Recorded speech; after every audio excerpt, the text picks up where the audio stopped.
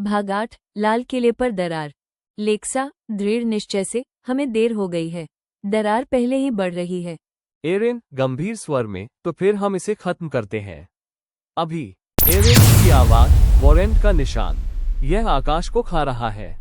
यादृच्छिक नागरिक, क्या ये किसी प्रकार का हमला है? लेक्सा, रिफ्ट का लंगर किले के अंदर है। पुरानी नींव, नई ब्रह्मांडीय समस्या। अरिन मुठियां भींचते हुए, हल्की सी बिजली चमकती हुई, मैं एंकर पर मुक्का मारता हूँ। तुम दिल्ली को जलने से बचाओ।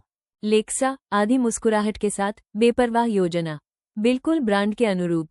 भविष्य के एरिन, आपने अंततः इसे बना लिया। एरिन, तुम फिर से? तुम्हें पता था कि ऐसा होने वाला है और फिर भी। भविष्य के अरिन, बात काटते हुए, सुनो, तुम लंगर को यूं ही नष्ट नहीं कर सकते। भविष्य का अरिन, मैंने कोशिश की थी। मेरी टाइमलाइन में दरार फूट पड़ी। दिल्ली पहले गायब हो गई। भविष्य के एरिन, आगे बढ़ते हुए, आपको इसे स्थिर करना होगा, फिर इसे सील करना होगा। दोनों तरफ से। लेक्सा, दोनों पक्ष। इसका मतलब है कि किसी को दरार के अंदर जाना होगा। अरिन, मुझे भेजो।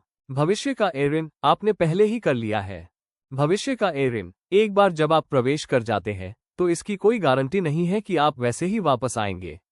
या बिल्कुल भी नहीं। भविष्य का एरिन, नर्म, वॉरेन दुनियाओं के बीच के अंतराल में रहता है। वहीं वो सबसे शक्तिशाली है। लेक्सा, गुस्से में, तो फिर उसे अकेले क्यों भेज रहे हो? हम ये सब साथ मिलकर करते हैं। अरिन, दिल्ली ने मुझे सब कुछ दिया है।